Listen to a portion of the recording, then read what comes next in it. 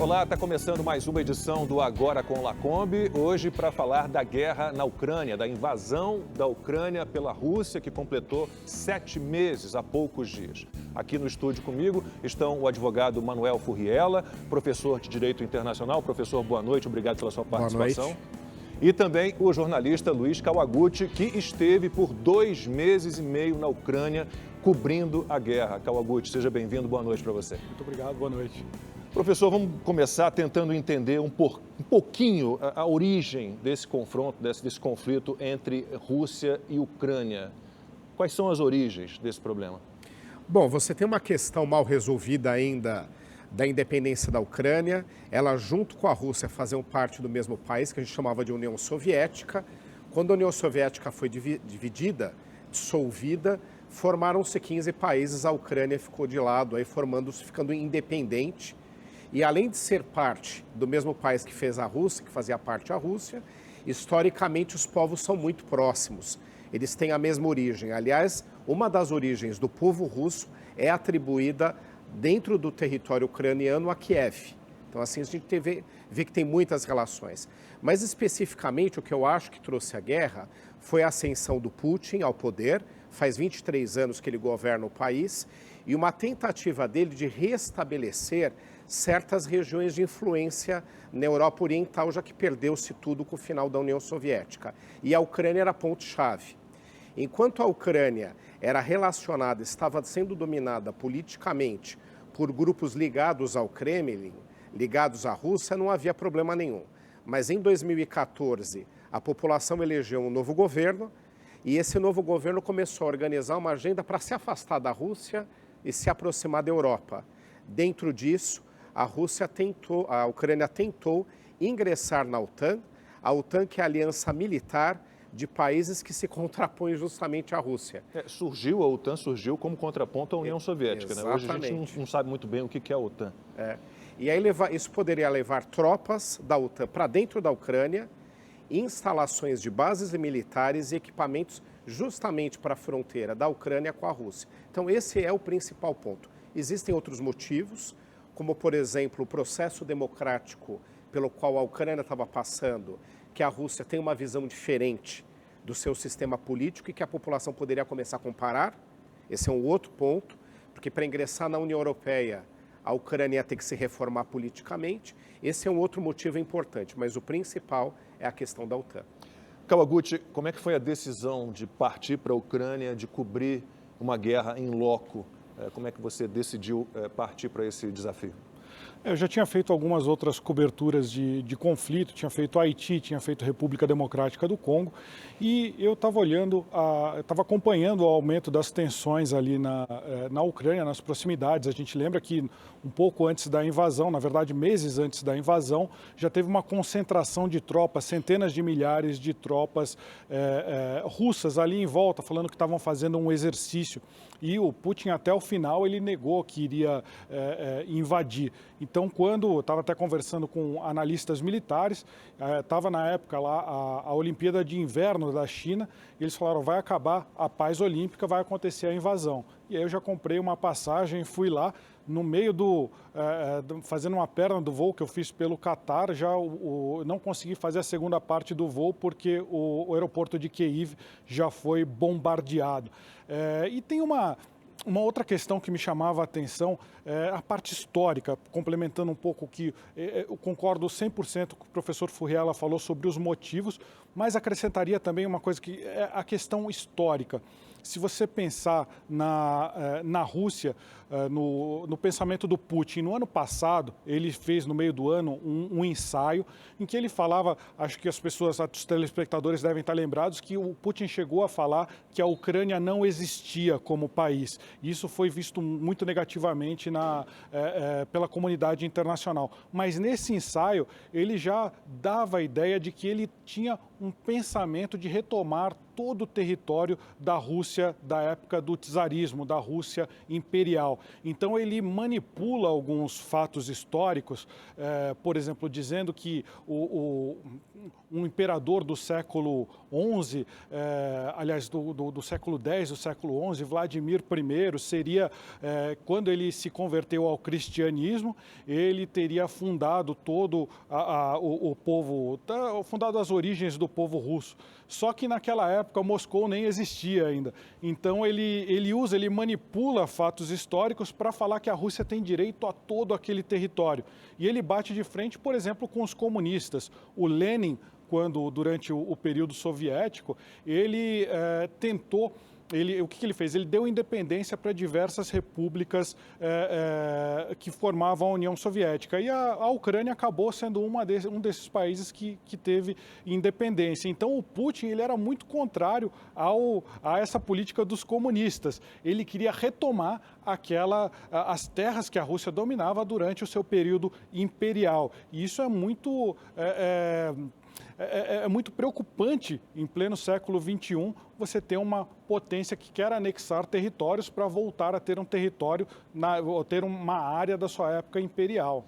Agora, há poucos dias, houve um referendo, né, para a decisão de anexação de territórios que já estavam ocupados pelos russos, e é o que? 15% da Ucrânia, mais ou menos, são pró-Rússia.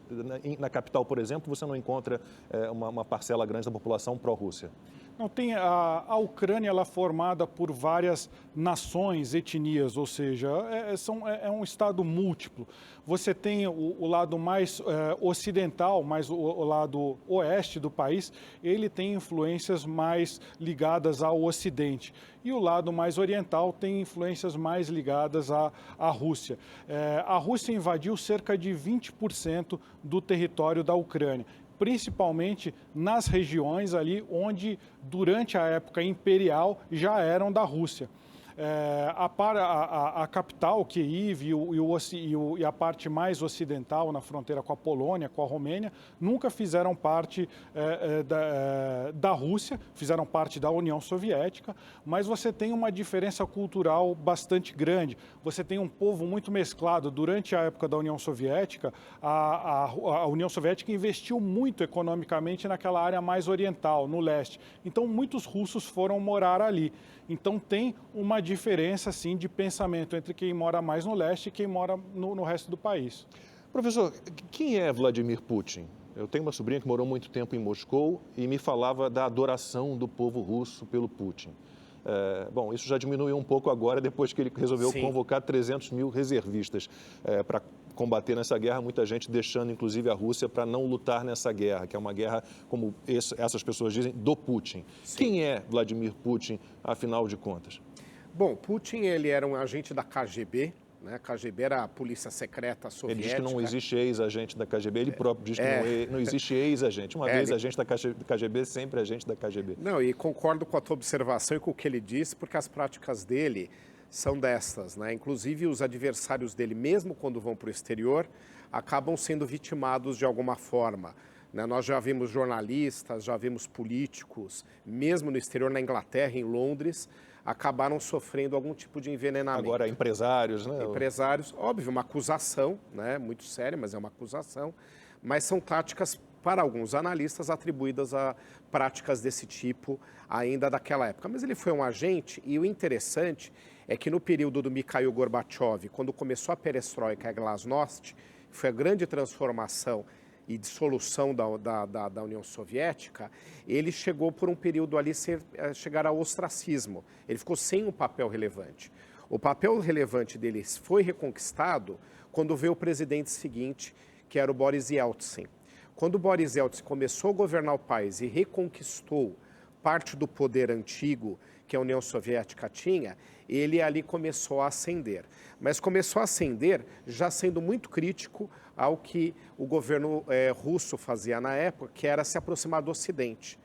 Então, durante os anos 90, a Rússia tentou desenvolver-se com apoio americano e europeu. Tanto é que esses gasodutos, muitos desses projetos, vieram daquela época, numa outra lógica, uma lógica diferente de agora. Ele já fazia parte desse grupo crítico. E a Rússia ela passou por um descalabro econômico com o fim da União Soviética que desgastou muito a imagem dos governos sucessores. Aí ele surgiu com um discurso nacionalista e sempre muito inteligente. O que a gente não pode nunca é subestimar a estratégia que ele tem e a inteligência. Uma personalidade de muita capacidade. Não é à toa que chegou onde chegou, governou o país e trouxe aos olhos de muitos russos um sucesso grande por conta justamente de trazer um protagonismo que a Rússia tinha perdido nos anos 90. Então, Vladimir Putin é um estrategista, nascido como agente secreto e com uma proposta muito clara de reconquista do poder que a União Soviética teve no seu auge, ou pelo menos parte desse poder. Kawaguchi, então, para os ucranianos, quem é Putin? Putin, para a maioria dos russos, quem é Putin? Quem é verdadeiramente o Putin?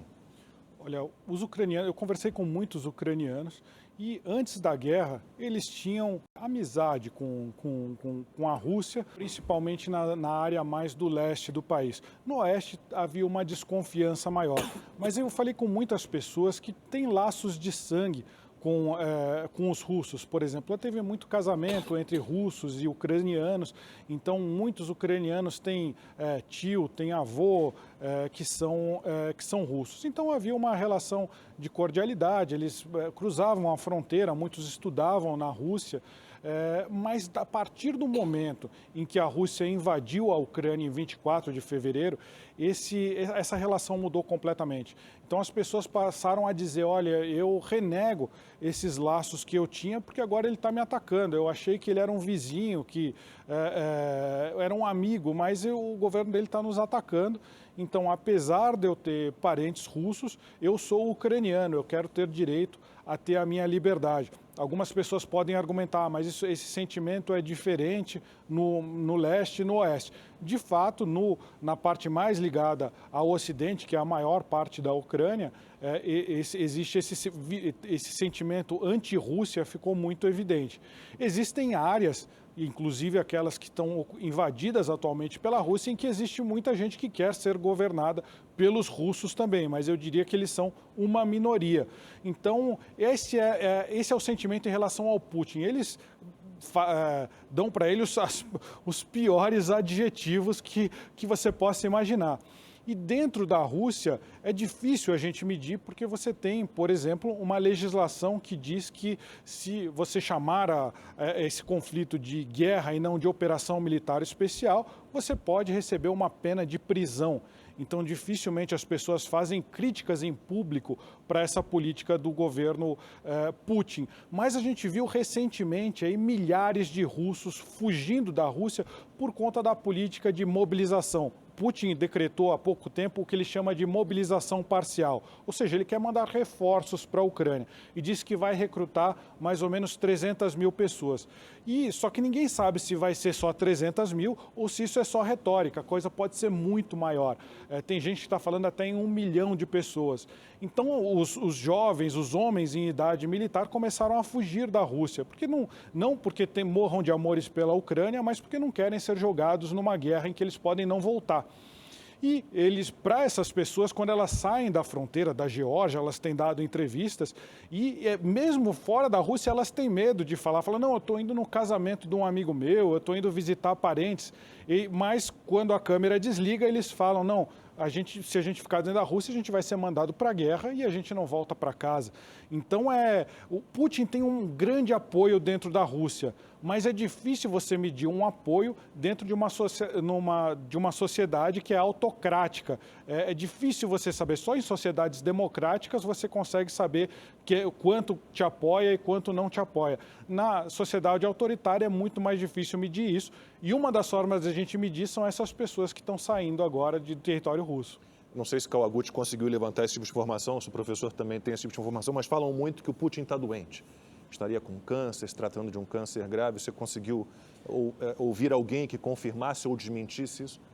Lá há chamada uma guerra de informação, né? Não dá para descartar totalmente que ele esteja doente ou não, mas não chegou, e até por um regime fechado, assim, queria até perguntar se o professor concorda, é difícil você ter informações dessa natureza, porque estrategicamente isso poderia ser negativo para o Putin. Mesmo se ele estiver, acho difícil uma confirmação oficial. É muito difícil saber esse tipo de coisa e a gente tem que analisar dentro de um contexto de guerra informacional junto com a guerra convencional. O que o senhor acha, professor? O que eu tenho ouvido, né, eu até estava mencionando um pouco aqui, que que eu leciono há muitos anos na Polônia, que é um país vizinho, e era muito influenciado pela Rússia, né? Teve ali sob o jugo da União Soviética, após a Segunda Guerra Mundial, com tropas, inclusive, dentro do território. Então, há uma ligação também muito forte, diminuída porque ela entrou na União Europeia, mas muito forte. O que eu ouvi lá, com frequência, é que há realmente uma grande suspeita desse fator, dita pelos próprios russos que tem algum canal de comunicação ali. Então, a imprensa oficial, a gente sabe que ela é regulada, o nível de informação é muito raso, porque nós sabemos que existe um controle da mídia, essa questão de penalizar jornalista ou quem divulga algo com pena de prisão só por lhe chamar aquele conflito de guerra. Se você pega 15 anos de prisão, já mostra como está funcionando lá. Mas corre, assim, por autoridades mesmo do Estado russo, corre essa questão de que provavelmente haja um problema de saúde sério envolvido. O Putin, houve um momento em que ele pensou numa aproximação com a União Europeia, ou não? Sim. O Putin, ele oscilou vários momentos. Tanto é engraçado, né, que a Angela Merkel, enquanto esteve na Alemanha, ela fazia declarações dúbias em relação a ele. Criticava certas políticas, mas dizia o quê? Que era melhor uma aproximação com ele do que uma incerteza pós ele. O que nós temos em relação ao Putin? Ele joga um jogo dúbio, que se certas relações ou interesses da Rússia são atendidas, você consegue manter uma relação de convívio com ele. Não é igual a que tinha antes, porque como nós mencionamos aqui, como eu falei, naquele fim da União Soviética, naqueles anos 90, governados por Boris Yeltsin, o Boris Yeltsin fez de tudo para que o desenvolvimento da Rússia fosse junto com o Ocidente. Então, junto com a União Europeia, como você perguntou. Já no período de Putin, isso oscilou durante várias oportunidades. Então, ao mesmo tempo que a Europa o criticava, fazia com ele um gasoduto de 16 bilhões de dólares. E hoje é refém E hoje dos é russos refém, por isso. e um detalhe, nem começou a operar, esse gasoduto está pronto e não podem utilizá-lo por causa da guerra. Então, é uma relação dúbia. Então, eu não diria que é de afastamento completo. A Europa, ela também não estava insistindo no ingresso da Ucrânia na OTAN, quem estava insistindo era o governo Biden, justamente por manter algum tipo de relação onde você conseguiria conviver. Então, a União Europeia, eu acredito que ela conseguiria, ou tentou conseguir, durante um período, um convívio com Putin, com uma certa harmonia, entendendo que outros grupos da Rússia seriam até mais desinteressantes. Claro. Tem uma questão aí também. A União Europeia, uma das maiores forças dentro da União Europeia é a Alemanha. A Alemanha criou um modelo comercial em que ela dependia de gás barato vindo da Rússia. Isso nunca agradou muito os Estados Unidos. Então, como que os Estados Unidos criticavam a União Europeia e principalmente a Alemanha? Olha, vocês não estão investindo dinheiro suficiente na OTAN e vocês estão se tornando dependentes do gás russo. Os Estados Unidos, ele vê a Rússia como um rival, então ele não quer que os seus aliados europeus se aproximem da Rússia, principalmente a Alemanha. Essa é uma questão geopolítica antiga. Há um medo por parte dos Estados Unidos e do Ocidente de que a Alemanha, que tem uma grande capacidade manufatureira de fazer máquinas e produtos, se alie à Rússia, que tem uma grande capacidade de fornecer fontes de energia. E era isso que estava acontecendo.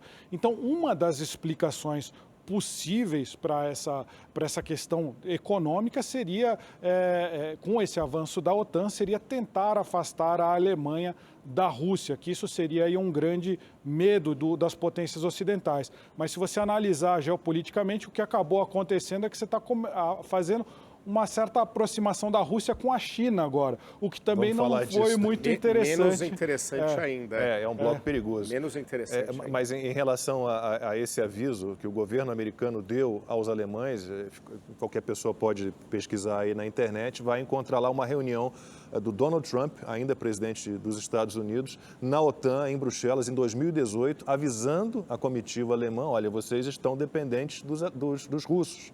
Não dependam da energia gerada pelos russos. E o que ele recebeu em troca? Gargalhadas, literalmente, risadas. Então não foi por falta de aviso. Mas tem uma outra questão também, Lacombe. Se a gente for parar para pensar, eu estava analisando uns textos essa semana de qual seria a relação dessa guerra com o ano de 1938, pré-Segunda Guerra Mundial. Se a gente pensar naquela época, tinha a Tchecoslováquia tinha um pedaço dela que era formado por uma maioria de sangue alemão, uma maioria de população de sangue alemão.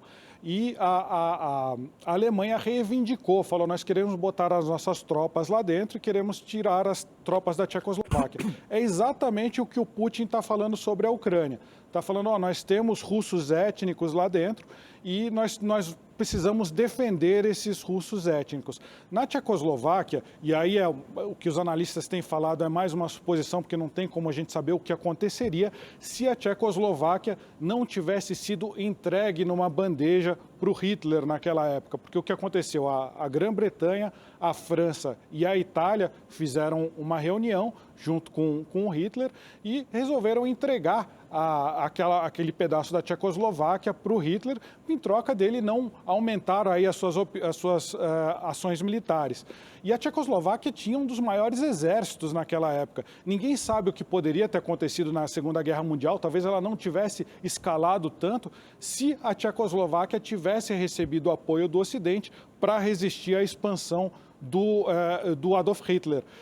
O mesmo está acontecendo na Ucrânia agora, só que o Ocidente está oferecendo armas e dinheiro, não está oferecendo soldados. Então eu acho que a gente está numa situação que, em teoria, pode ser comparada à situação pré-guerra, à situação pré-Segunda Guerra Mundial. A gente vê elementos muito parecidos. Isso traz muito medo na gente, porque isso pode trazer uma escalada muito maior agora nos próximos meses nessa guerra que a gente está vendo. Será que a gente está numa pré-terceira guerra? É difícil fazer qualquer tipo de conjectura, mas existem muitos elementos de tensão que a gente tem que prestar atenção. A diferença é que agora tem armas nucleares, naquela época não tinha. Vamos então começar a falar da guerra em si. Professor, como é que a Rússia preparou esse momento da invasão? Como é que ela se preparou e escolheu este momento?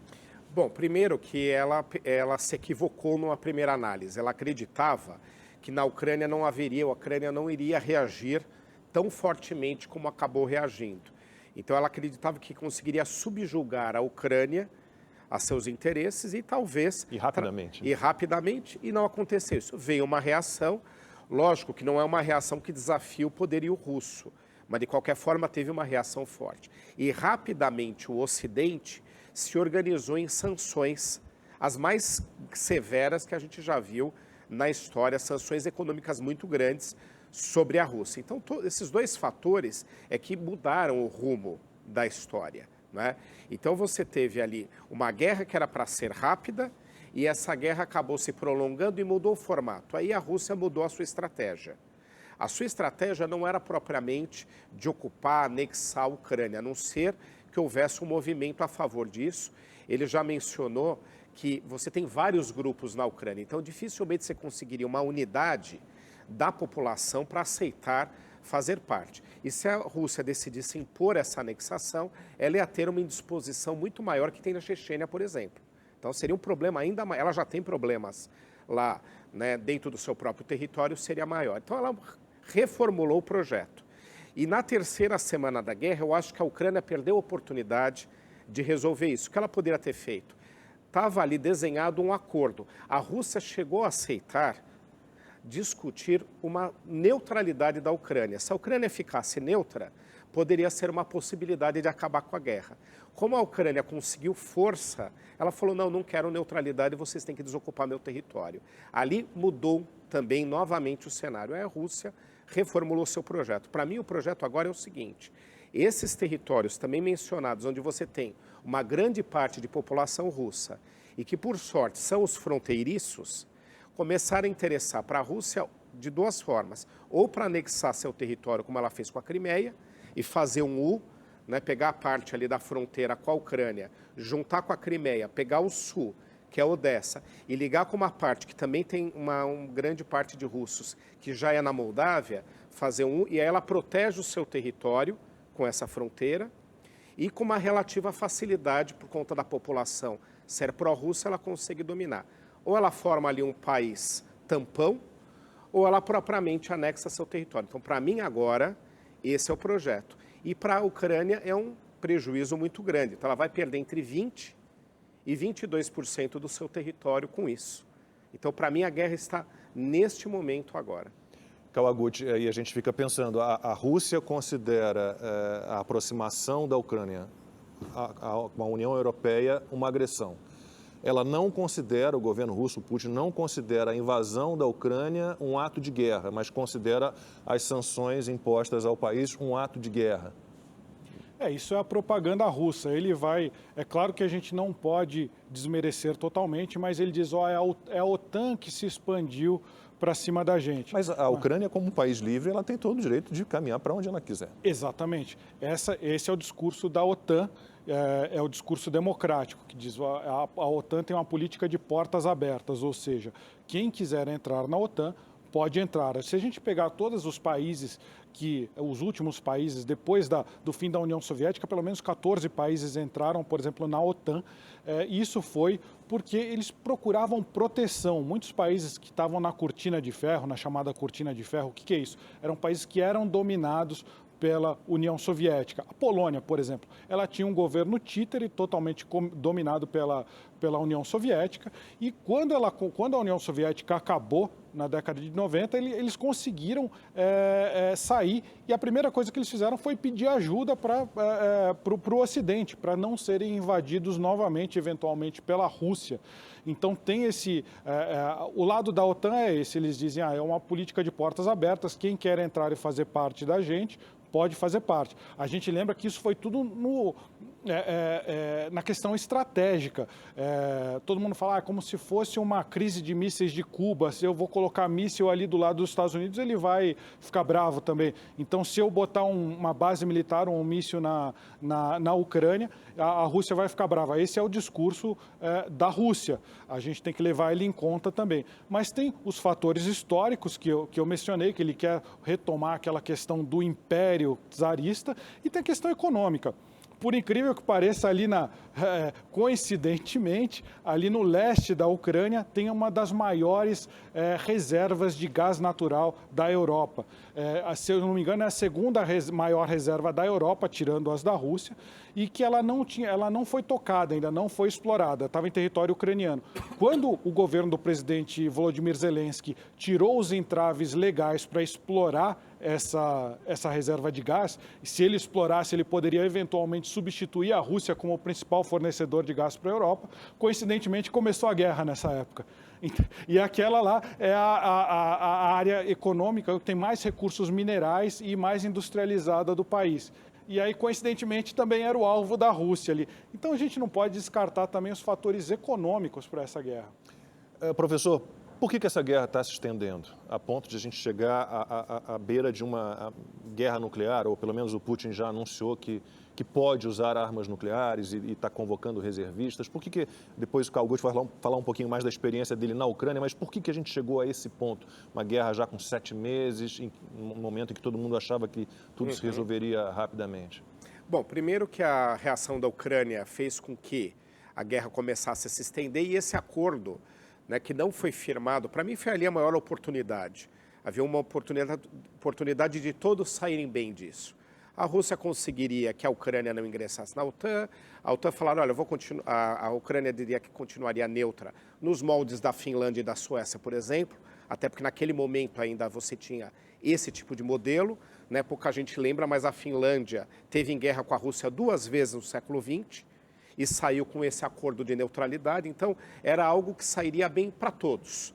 Então essa perda de oportunidade fez com que a Rússia não tivesse outra agenda senão prosseguir na guerra. Porque Putin também depois internamente tem que se sustentar junto com a população.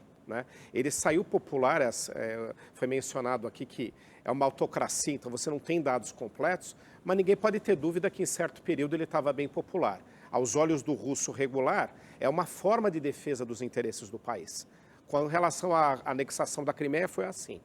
E agora a questão é que não se resolve, a Ucrânia continua resistindo, a Rússia não consegue o domínio dos territórios e não conseguiu a neutralidade da Ucrânia. Então, esse impasse faz com que a Rússia vá insistir até que ela chegue num ponto onde ela possa justificar todo esse investimento que ela fez nisso. Então, esse é o impasse. E, infelizmente, isso vai levar essa guerra para se arrastar por meses, até talvez por anos, justamente por conta de não haver uma boa saída para a Rússia nessa guerra que ela entrou achando que sairia tão vitoriosa. Kawaguchi, o que você viu na Ucrânia? O sentimento popular, a capacidade das forças armadas ucranianas de resistir à invasão? O que você pode nos contar? Como eu vi dois momentos. Eu cheguei logo no início da guerra, logo nos primeiros dias, e primeiro, por incrível que pareça, tinha uma euforia das pessoas. Nós estamos defendendo o nosso território, nós vamos vencer, nós não temos dúvida de que vamos conseguir expulsar os russos daqui, porque lutamos pela nossa terra, era o que eles falavam. E você via jovens indo para filas de recrutamento, você via velhos indo para fila de recrutamento, todo mundo pegando armas e todo mundo feliz porque ia conseguir lutar pelo seu país. Só que aí começou a se desenrolar a guerra. Você tem em muitos pontos, no começo da guerra teve muito choque de infantaria, cavalaria, ou seja, soldados e carros de combate, então eram choques muito próximos e a Rússia resolveu se retirar primeiro ali da capital Kiev, então eles ficaram com uma noção, eles ficaram com uma euforia de guerra, ou seja, nós temos capacidade de vencer. Só que depois a guerra entrou numa outra fase, que era a guerra de artilharia, ou seja, a Rússia ela é muito superior à Ucrânia em artilharia. Então, enquanto a Ucrânia disparava 6.000 granadas de artilharia por dia, a Rússia disparava 20.000 granadas. Então, tem soldados ucranianos que nunca viram um russo. Por quê? Porque isso se dá por artilharia a quilômetros de distância. E os ucranianos foram sendo dizimados por essa artilharia russa. Quando os caixões começaram a chegar nas cidades, em uma grande quantidade, essa euforia de guerra começou a diminuir e as pessoas começaram a ver a guerra como ela é. Cruel, feia, e os seus parentes mais próximos começaram a morrer. Começou a haver em muitas cidades falta de energia, falta de alimento, fora os crimes de guerra. Eu entrevistei, por exemplo, uma moça que tinha, com a família dela, saiu da cidade de Mariupol, que é ali no sudeste da Ucrânia. E ela falou, olha, primeiro começou a faltar energia, e depois não tinha mais gás. A gente tinha que sair do nosso prédio para cozinhar do lado de fora. Então a gente fazia uma fogueira e cozinhava lá alguma coisa para comer. Mas se chegavam os soldados russos, eles atiravam nas pernas ou nas nossas mãos, só para intimidar. E aí, depois ela conta, ela saindo dessa cidade, ela via prédios destruídos por artilharia com dezenas de corpos em volta dos prédios, não recolhidos assim. Então aí os ucranianos começaram a perceber os horrores, as consequências da guerra, e aquele ânimo inicial começou a virar uma espécie de resignação. Não que eles tenham, eles continuam, eles têm, se a gente for ver o efetivo ucraniano, a Ucrânia tem mais ou menos 700.000 soldados. Antes da mobilização, a Rússia tinha entre 130 e 200 mil, então eles tinham um efetivo muito maior, mas eles estavam morrendo muito mais também. Então eles começaram a entender que a guerra não é bacana, que a guerra não é aquela coisa, vamos ser heróis e livrar o nosso país, e eles acabam sentindo aí toda a morte, toda a destruição. Eu imagino que do lado russo, eu não estive do lado russo, mas imagino que os russos tenham experimentado sentimentos muito parecidos com esse. No começo, eles chegam no campo de batalha, a Rússia contou uma mentira gigantesca para eles, para convencê-los aí para o campo de batalha, falando que a Ucrânia era feita de nazistas. Isso é totalmente propaganda de guerra. Claro que tem nazistas, mas tem nazistas no Brasil também, tem nazistas em qualquer lugar, neonazistas, né? E aí falaram para eles, vocês têm que ir lá porque aquele país vizinho que eram nossos amigos, agora eles são nazistas e querem acabar com a gente. Aí os russos foram até lá, os soldados rasos, pensando que estavam lá ajudando a Rússia. E chegaram lá e viram que não era nada disso e começaram a morrer também aos montes. E aí eles começaram a acordar que a guerra não é heróica, não é bacana, ela é horrorosa. Professor, existem leis que regem as guerras também, né? Sim. Então, leis internacionais, né? O senhor, pelo que tem acompanhado dessa invasão da Ucrânia, a Rússia realmente está cometendo crimes de guerra? Sim, e talvez até a Ucrânia. O que acontece também. Primeiro, você tem dois tipos de leis aplicáveis nesse tipo de situação. Uma você tem de condenação dos estados na relação entre eles. Então, veja só. Qual é a justificativa para a Rússia invadir a Ucrânia? A justificativa seria porque a Ucrânia, com a sua autodeterminação, decidiu entrar na União Europeia e na OTAN. Isso não é justificativa, né? Você tem autonomia, autodeterminação, assim como o Brasil, qualquer Estado. Né? Imagina, o Brasil não poder tomar decisões internacionais. Imagina a limitação, não poder tomar porque uma outra potência entende que o Brasil não pode. A gente não passou por esse tipo de episódio aqui. Então, eu estou só contando para a gente ver o nível de absurdo, né? Essa foi a justificativa. Tanto é que a Rússia, depois que invadiu a Ucrânia, veio com essa história de neonazistas, veio com a história que estava protegendo os russos que estão dentro da Ucrânia, tinha que justificar o injustificável, e veio uma condenação. O Tribunal, a Corte Internacional de Justiça, que é o tribunal que julga problema de países, entre estados, desde o início decretou que essa guerra era ilegal. Porque você tem guerras onde você justifica uma resposta que você dá a um ataque. Qual é o ataque que a Ucrânia cometeu, qual o ato de agressão? Então tem aí. Agora falando no que acho que interessa mais aqui para nós, que envolve direitos humanos, você tem crimes de guerra. Aí você tem o Tribunal Penal Internacional, TPI. Também desde o início ele abriu uma investigação, porque o processo é outro. Ele abre uma investigação para apurar se vai encontrar crimes de guerra. E algo mais delicado, porque você tem que encontrar um general que deu uma ordem para desrespeitar direitos humanos, um comandante militar ou um político que deu ordens de prática de algum tipo de crime como genocídio. Então, há uma apuração acontecendo. Eu já identifico várias situações. E esses tribunais, com certeza, principalmente o TPI, vai chegar nisso. Por exemplo, alvo civil. Então, a gente fica achando que guerra é um vale tudo. Não, você tem normas internacionais, as convenções de Genebra. Guerra é entre militares. Os civis, eles não só têm que ser poupados, como eles têm que ser protegidos até pelo inimigo. E eles estão sendo perseguidos. Foram alvejados por tropas russas. Aos montes, vocês noticiaram aqui na emissora. Na época que Kawaguchi estava lá, era pior ainda, porque eram shopping centers. Não, atirando na mão das senhoras, cozinhando. Atiraram com artilharia no carro, completamente identificado como imprensa. Não, e aqui, no noticiário de vocês falaram hospitais sendo atacados, asilos, isso não é alvo militar. Quando você acerta colateralmente um alvo civil, porque a guerra é aquela bagunça, né? Então você acaba acertando. É uma situação. Agora não, eles atacaram especificamente alvos civis. E há relatos também por parte dos ucranianos em relação a presos de guerra russos, também práticas de abuso. Isso também é proibido. Por isso que eu estou dizendo, também vão se encontrar crimes de guerra do lado muito menores, a Ucrânia que está sendo atacada, obviamente, né? Mas você vai encontrar alguns episódios. Então, quando você tem um preso de guerra, ele tem direitos, ele não pode ser torturado, ele não pode nem ter a sua foto exposta.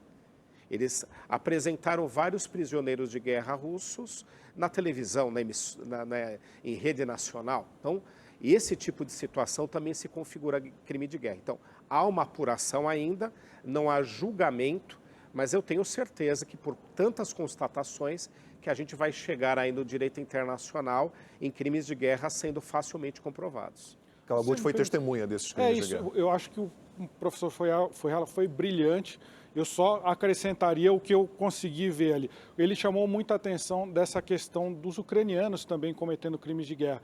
Isso eu também não presenciei, mas eu conversava com soldados ucranianos, alguns da chamada Legião Internacional, e eles falavam, não, se a gente pega um russo, a gente vai matar ele, a gente não vai, como o professor muito bem explicou, ele teria que ser mandado para, ele não podia ser morto, se ele se rende ou se ele é preso, ele não podia nem ser exposto, como diz o professor, ele teria que ser mandado para um campo de prisioneiros de guerra. Mas isso não acontece, muitos ucranianos executam esses prisioneiros na hora, até porque eles estão lá, muitos deles não têm, dos soldados internacionais, eles não têm a disciplina que uma tropa regular tem. Eu também estive em Bucha, que foi uma das cidades ficou símbolo de crimes de guerra atribuídos à Rússia.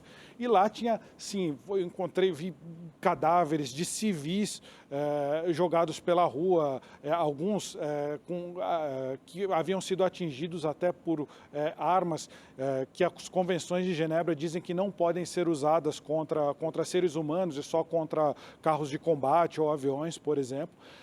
Então tinha lá, não eram, eu sei que não eram todos civis, alguns eram da resistência ucraniana também, mas mesmo que fosse da resistência, eles não podiam ser executados da forma que eles foram. Então, eu acho que o professor foi perfeito nessa explicação e, do ponto de vista de mídia, Lacombe, professor, o último crime de guerra que foi atribuído pela Ucrânia para a Rússia foi o encontro de cerca de 400 cadáveres, a maioria deles de civis, na cidade de Izium, que foi a cidade mais recentemente libertada. E aí eu chamo a atenção para uma coisa, a Rússia falou, não, quando acontecem esses crimes, isso eu vi em Bucha acontecer, eu vi acontecer na minha frente, eu cheguei logo no dia seguinte a Rússia ter saído da cidade, e a Rússia falou, quem matou essas pessoas foram os ucranianos mataram e tentaram culpar a gente.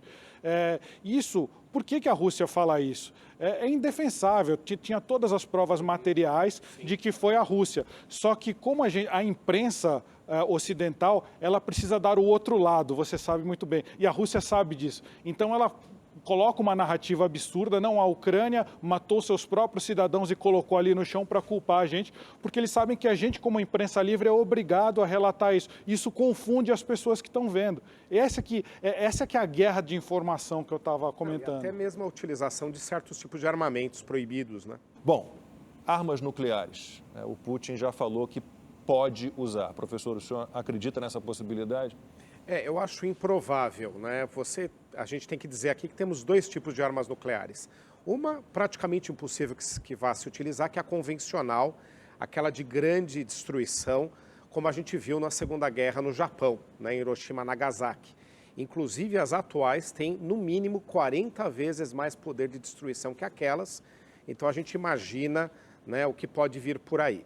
Mas temos uma outra que chama tática, que tanto os Estados Unidos quanto a Rússia têm, que são armas mais precisas, de destruição restrita e que são armas muito poderosas, mas que não são essas convencionais. Então, se existe alguma probabilidade, é a utilização destas, mesmo assim, eu acho que muito restrito. Mas não produz ondas de radioatividade também? Muito menor. Muito menor, quer dizer, a Rússia, porque ela está ali colada. Exato.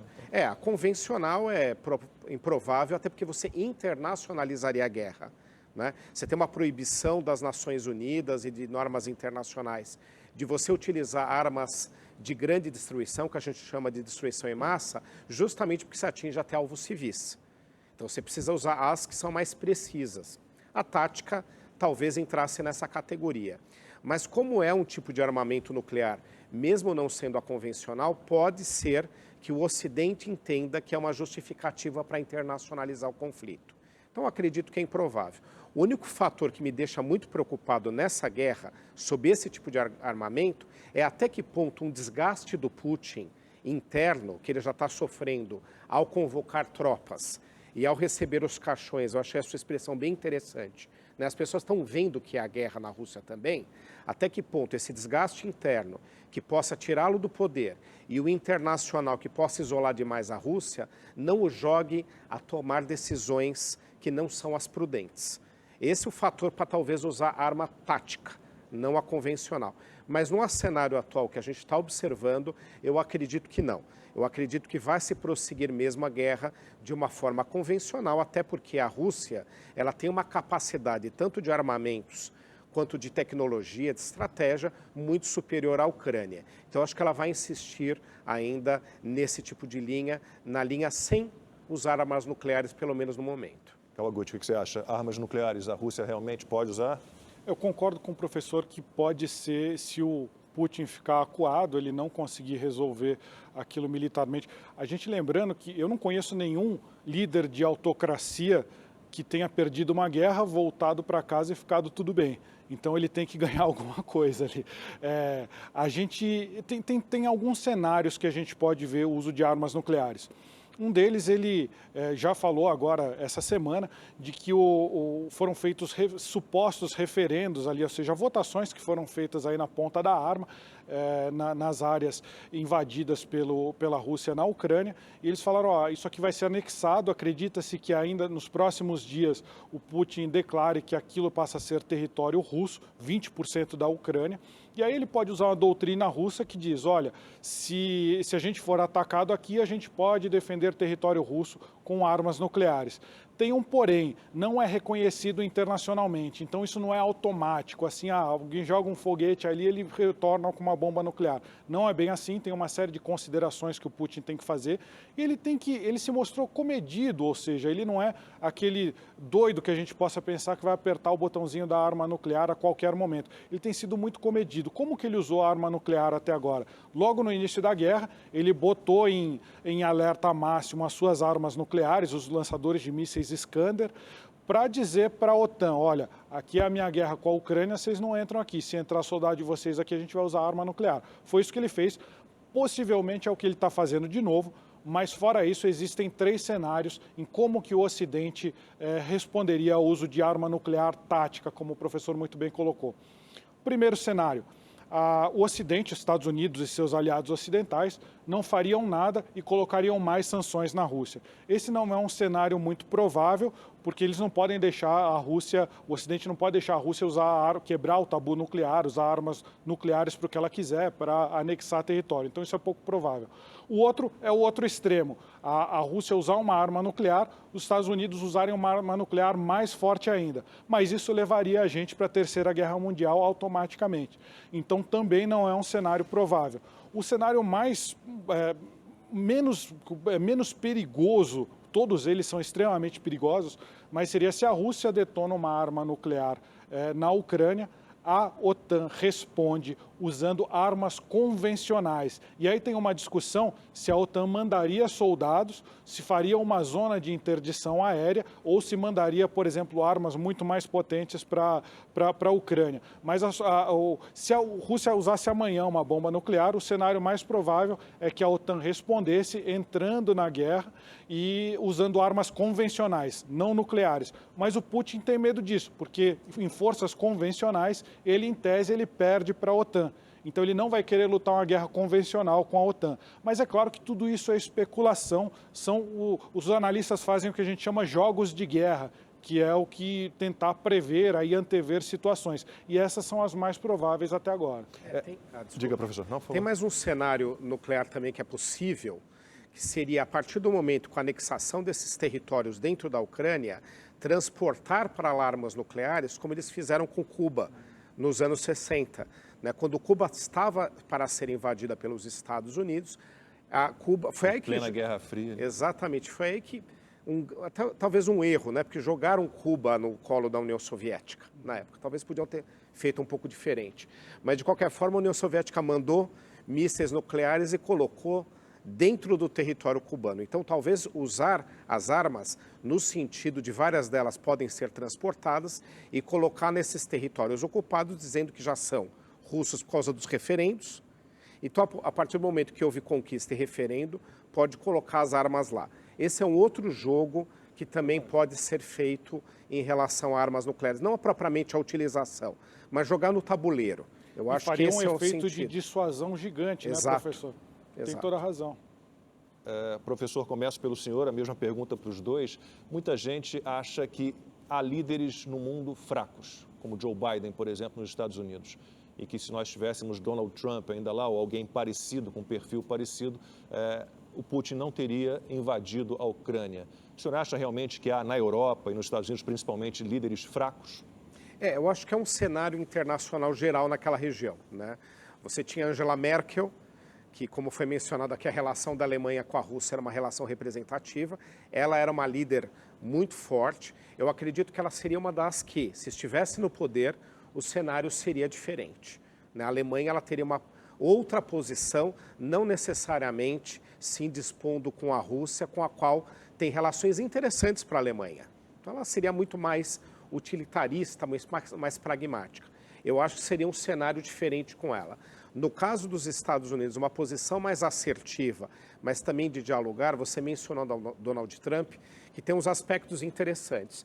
É atribuído a ele um aspecto combativo, mas também é pouco atribuído, e seria até correto, o aspecto de diálogo, de negociação. Bom, ele conseguiu alguns acordos, né? Exato, exatamente. Então, ele teve uma posição em relação à China muito assertiva, muito própria de combater as exportações chinesas em massa para os Estados Unidos e depois jogou a China num ambiente de negociação muito melhor para os Estados Unidos. Então, acho que esse lado dele, empresário, com uma visão de ser assertivo em certos momentos e saber em que momento negociar, seria um cenário talvez interessante para este momento. Que tipo de líderes, Kawaguchi, faltaram neste momento no mundo? Se a gente pensar nos Estados Unidos, Donald Trump possivelmente teria uma visão mais interna, mais olhada para dentro dos Estados Unidos. A gente sabe que ele retirou os Estados Unidos de diversos órgãos multilaterais, isso diminuiu a influência dos Estados Unidos em várias partes do mundo.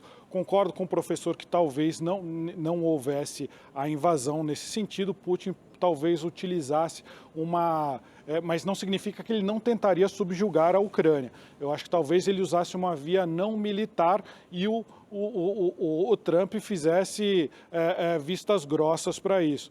Mas a gente tem que ver também sobre uma outra perspectiva. Eu acho que existe um grande debate dos russos e dos americanos tentando influenciar a opinião da gente, que é o chamado Sul Global. E aí como que a gente vê essa guerra? Eu acho que quando a gente olha para os Estados Unidos, a gente vê guerras completamente erradas que eles entraram, como, por exemplo, a guerra do Iraque, que falavam que tinha armas de destruição em massa.